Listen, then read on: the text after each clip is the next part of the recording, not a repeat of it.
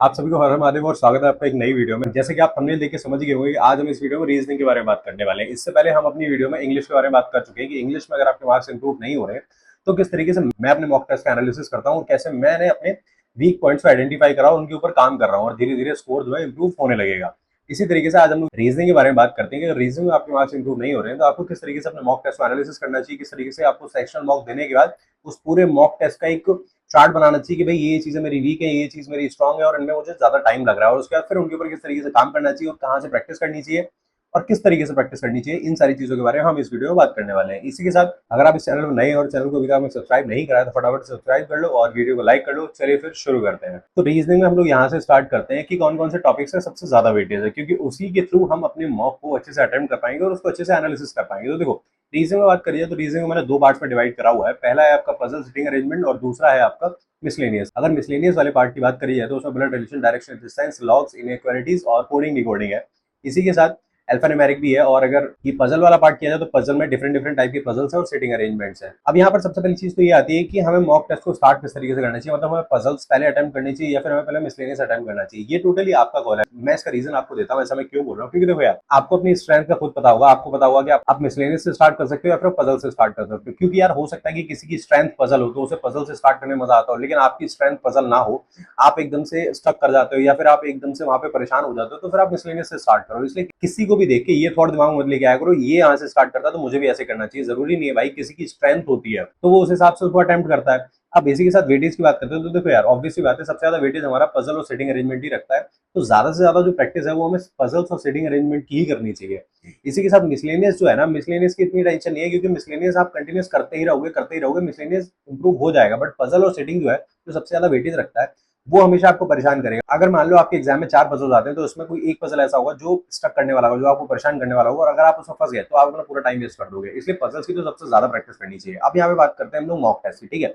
लेकिन उससे पहले मैं आपको दिखा देता हूँ कि मैंने भी अभी स्मार्ट गिटार का मॉक टेस्ट दिया था। और इसी के साथ अगर रीजनिंग के सेक्शनल की बात करी जाए तो ये अभी थोड़ी देर पहले मैंने दिया था और ये स्पीड ड्रिल है जिसमें 2 दिन पहले इसको परचेज करा है। तो 27 करेक्ट थे इसमें और 3 गलत हो गए और 3 बहुत इजी वाले गलत हो गए, मतलब जो गलत होने नहीं चाहिए थे। उससे लॉग गलत हो गया था एक। तो ये अभी मैंने मॉक टेस्ट दिया था और इसमें जो स्कोर बना था वो अभी चेक करते हैं। हाँ, ये इतना स्कोर बना था और ये इजी लेवल था। ये स्मार्ट गीटा का सेकंड है, सेक्शनल मॉक सेकंड है, तो इजी लेवल था इसलिए इतना बन गया। वरना तो अगर मॉडरेट की बात करी जाए तो इस टाइम पे जो मार्क्स बन रहे हैं वो केवल 20 से 22 बस इसके बीच में बन रहे हैं। इससे ज्यादा मार्क्स बन ही नहीं रहे। कोशिश बहुत कर रहा हूँ मैं, ट्राई तो उसको ये कर रहा हूँ कि एटलीस्ट इसको 25 तक लेके जाऊँ, क्योंकि रीजनिंग में इतना टारगेट है, इससे कम में काम चलेगा ही नहीं। बट अभी यहीं तक बन रहे हैं और अभी क्या 10 डेज है अभी मेरे पास, तो धीरे धीरे एनालिसिस करके धीरे धीरे इंप्रूव करूंगा जिससे कि स्पीड आ जाए। बाकी देखते हैं अब तक होता है।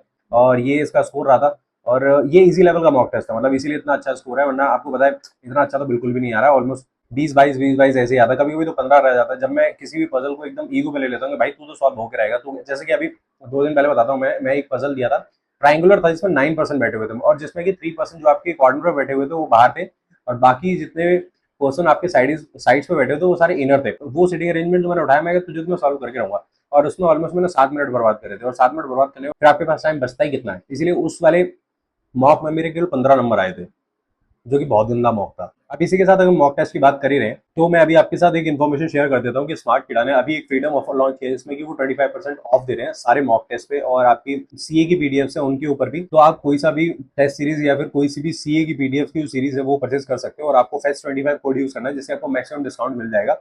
और ये फ्रीडम ऑफर है, ये आपका 12 अगस्त रात 12 बजे तक अवेलेबल है। तो फटाफट से इस ऑफर को ग्रैब कर लेना। इसके लिए लिंक जो है वो डिस्क्रिप्शन में डाल रखा है और मैंने कमेंट सेक्शन में पिन कर रखा है, तो वहां से जाके आप डायरेक्टली इसको परचेज कर सकते हो। और कूपन कोड याद रखना, फेस्ट 25 यूज करना है आपको, ठीक है। तो अब हम लोग बात कर लेते हैं रीजनिंग की स्पीड। और रीजनिंग में जब हम लोग सेक्शनल मॉक अटेम्प्ट करते हैं तो किस तरीके से हमें अप्रोच रखनी चाहिए। तो सबसे पहले हम लोग स्पीड की बात करते हैं। देखो, यहाँ पे काफी सारे एस्पिरेंट इस चीज से परेशान रहते हैं कि भैया पजल में कभी स्पीड ही नहीं आती। पजल में हम ट्राई करते हैं, पजल की एक एवरेज स्पीड क्या होनी चाहिए। देखो यार, मैं आपको बताता हूँ, अगर कोई पजल फंसाने वाला है उसकी तो बिल्कुल अलग बात है, वो तो यार है ही फंसाने के लिए, तो उसकी तो स्पीड हम कैलकुलेट कर ही नहीं सकते। मैं क्या, कोई भी कैलकुलेट नहीं कर सकता। बट जो एक एवरेज स्पीड होती है ना, तो किसी भी पजल को डिकोड करने की केवल 2.5 मिनट। आप थोड़ा सा कम कर दो, आप थोड़ा सा बढ़ा दो, ये पूरा आपके ऊपर है। लेकिन जो एक नॉर्मल टाइम है वो 2.5 मिनट है। अगर आप एक पजल 2.5 मिनट में सॉल्व कर लेते हो तो उसके बाद उसके क्वेश्चंस करने में आपको मान लीजिए 1 मिनट लगना चाहिए। हाँ, 1 मिनट तो लग जाना चाहिए, क्योंकि जो पजल्स के जो क्वेश्चंस होते हैं वो सारे क्वेश्चंस एक जैसे नहीं होते। जैसे कि डीआई के सारे क्वेश्चन एक जैसे नहीं होते, एक ना एक क्वेश्चन आपको ट्रिकी होता ही होता है। तो उसमें 1 मिनट मान ही लो, 1 से 1.5 मिनट आप मान लो, तो ऑलमोस्ट एवरेज अगर निकालोगे तो आप 4 मिनट में आप एक पजल को सॉल्व करते हो, ठीक है। इसी तरीके से अगर आपके मॉक टेस्ट में 4 पजल्स आ रहे हैं तो आप 16 मिनट में एक पजल सॉल्व कर रहे हो, उसके जो बचे हुए 4 मिनट है उसमें आप उन्हें मिसलेनियस कर रहे हो। जरूरी नहीं है कि सारे के सारे पजल करने होते हैं, एक पजल हम छोड़ते ही छोड़ते हैं। ये मेरा है, जब मैं मॉक टेस्ट अटेम्प्ट करता हूँ तो रीजनिंग में ये मेरा टारगेट ही रहता है कि हमेशा मुझे एक पजल स्किप करना ही करना है, और ये होना ही चाहिए आपका, क्योंकि अगर आपका ये टारगेट नहीं होगा, पीओ की बात कर रहा हूँ मैं, क्लरिकल की बात नहीं कर रहा, केवल पीओ की बात कर रहा हूँ, क्योंकि आपको एक एवरेज लेके चलो। अगर हम एक एवरेज लेके चलते हैं कि भाई मेरे को एक पजल इसमें स्किप करना है, तो उसके बाद फिर आपका जो जो आपके माइंड के ऊपर प्रेशर होगा ना वो कम हो जाएगा। आपको पता होगा कि यार कोई दिक्कत नहीं, एक पजल तो मुझे स्किप करना है, बाकी मैं मिसलेनियस से निकाल लूंगा। और एक आइडियल आपको लेके चलना है कि भाई मेरे को 25 से 28 के बीच में निकालने हैं, और 25 से 28 के बीच में आराम से निकल आएंगे। आप 3 पजल सॉल्व कर रहे हो, उसके बाद फिर आप मिसलेनियस सॉल्व कर रहे हो, तो आप इतना आराम से निकाल के लेके चले जाओगे। लेकिन अगर आप यहीं पे ये सोचोगे नहीं मेरे को चारों के चारों पजल सॉल्व करने हैं, तो उससे क्या होगा कि जो चौथा वाला पजल होगा ना, हमेशा एक पजल एग्जामिनर ऐसा डालता ही डालता है जो बहुत ज्यादा कंफ्यूजिंग होगा और जो ट्रिकी होगा, जो आपको परेशान करेगा, जो आपका टाइम वेस्ट करेगा। तो अगर आप उसमें फंस गए ना तो आप अपना सारा टाइम किल कर दोगे और उसके बाद आप फ्रस्ट्रेट हो जाओगे। अगर मान भी लो आपने 4 पजल सॉल्व कर भी लिए तो भी फिर भी आप 20 मार्क्स का ही कर पाओगे और फिर आप परेशान रहोगे, वो अलग। तो इसीलिए मैं आपको सजेस्ट यही करूंगा कि आपको केवल और केवल 3 पजल सॉल्व करने चाहिए, बाकी आपको मिसलेनियस सॉल्व करना चाहिए। और पजल्स में स्पीड के लिए मैं आपको एक ही चीज बोलूंगा कि प्रोजेक्शन लेने से कभी मत डरो, ज्यादा से ज्यादा projection low. Projection in the sense जब आप अपनी प्रैक्टिस टाइम में हो तब, एग्जाम टाइम में प्रोजेक्शन इतनी मत लेके बैठ जाना कि भाई एक ही पजल की 4 प्रोजेक्शन बना दी और पता चला फिर अगर आप सोचो 4 प्रोजेक्शन बना रहे हो तो 4 प्रोजेक्शन में 4 वेरिएबल्स भी तो फिल करने पड़ेंगे, तो उसमें कितना टाइम वेस्ट होगा। इसे जब प्रैक्टिस कर रहे हो तब आप प्रोजेक्शंस लो, और जिससे क्या होगा कि आपकी जो सोचने की क्षमता है वो बढ़ेगी। अच्छा ये ऐसे भी तो हो सकता है, अच्छा ये ऐसे भी तो हो सकता है, प्रैक्टिस के टाइम पे। और हमेशा ट्राई ये करो कि जब भी आप प्रैक्टिस करने बैठो तो हमेशा टाइमर के साथ लेके बैठा करो। मैं तो हमेशा टाइमर के साथ प्रैक्टिस करता हूँ, और चाहे देखो मैं बताता हूँ आपको, जब मैं टाइमर के साथ प्रैक्टिस करता हूँ ना, अभी मेरी प्रैक्टिस इतनी छोटी हुई है कि मैं जब टाइमर के साथ प्रैक्टिस करने बैठता हूँ, जब कोई पीडीएफ लेके बैठता हूँ, अगर पीडीएफ में 35 क्वेश्चन है तो कभी कभी ऐसा होता है कि 15 क्वेश्चन बन रहे हैं, कभी कभी ऐसा होता है कि 18 बन रहे हैं, 20 बन रहे हैं, इससे ज्यादा नहीं बन रहे, स्पीड ही छोटी हुई है बिल्कुल।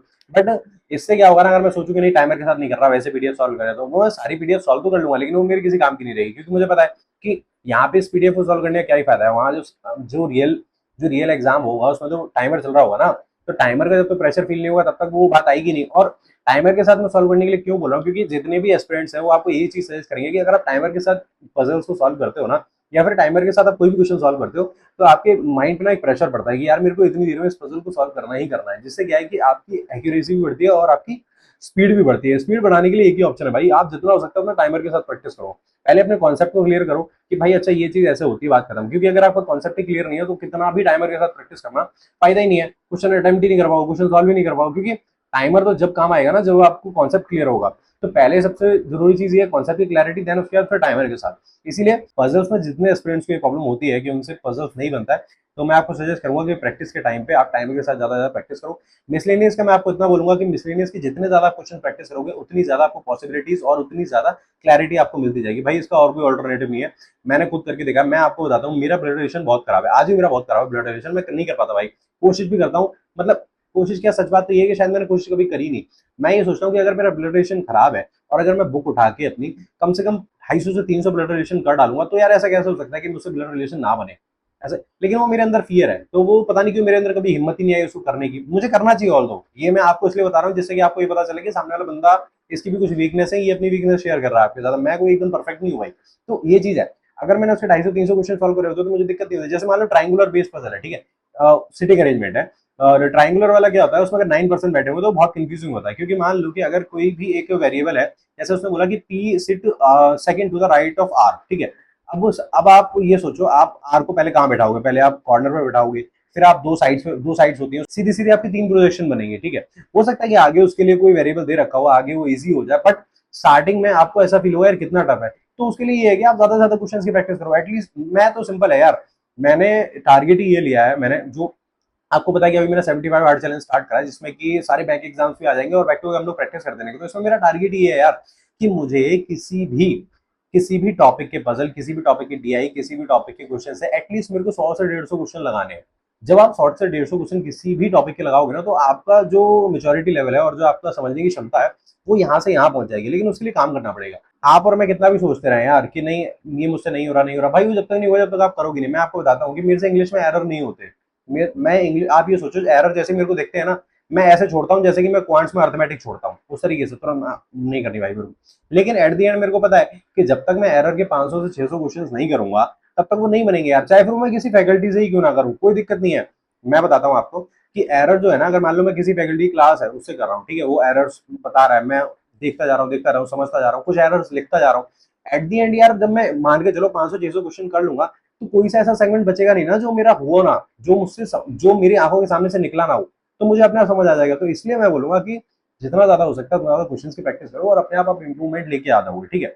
तो बेसिकली रीजनिंग में केवल दो ही चीजें हैं। सबसे पहली चीज तो ये है कि पजल ज्यादा से ज्यादा सॉल्व करो, ट्राई करोगे एटलीस्ट दिन में 10 पजल सॉल्व करो आराम से, जिसमें कि दो से तीन सेटिंग अरेंजमेंट होनी चाहिए, बाकी पजल्स होने चाहिए, पजल्स का वेटेज ज्यादा होता है। इसी के साथ मिसलेनियस बोलूंगा कम से कम 30 से 35 मिसलेनियस सॉल्व करो, और इसी के साथ धीरे धीरे स्पीड आ जाएगी यार। और इसके सिवा और कोई ऑल्टरनेटिव नहीं है। अगर आप कुछ भी सोच रहे हो कि नहीं कोई ऐसी चीज है जो टीचर को आती है और मुझे नहीं आती, टीचर कोई ऐसे ट्रिक लगाते हैं, कोई ऐसा फॉर्मूला लगाते हैं, ऐसा कुछ नहीं यार, वो भी कॉन्सेप्ट ही यूज करते हैं। मतलब आप ये मान के चलो कि जो बेसिक कॉन्सेप्ट है ना, वो कभी भी नहीं, मतलब कभी भी नहीं चेंज हो सकता, वो सेम वही रहेगा, हमेशा वही रहेगा। इसी के साथ मैंने तो अपना एक्सपीरियंस शेयर कर दिया रीजनिंग को लेकर कि मैं रीजनिंग को किस तरीके से लेकर चल रहा हूँ और मिसलेनियस और पजल्स को किस तरीके से डिवाइड कर रखा है। इसी के साथ हो सकता है कि आपकी भी कोई क्वेरी हो रीजनिंग को लेकर, तो एक काम करना, उसको कमेंट सेक्शन में डाल देना। और इसी के साथ मैं आपको एक इन्फॉर्मेशन और देता हूँ कि आज से ही यानी कि 10th ऑफ अगस्त से हमने 75 हार्ड चैलेंज स्टार्ट करा है, जिसमें कि अपन बिल्कुल बेसिक से लेके चलेंगे। बेसिक्स इन द सेंस ये मत समझना कि भाई फाउंडेशन करने लगेंगे, ऐसा कुछ भी नहीं है, बस ये प्रैक्टिस बेसिक से लेके चलेंगे कि बस डेली प्रैक्टिस करनी है, बात खत्म।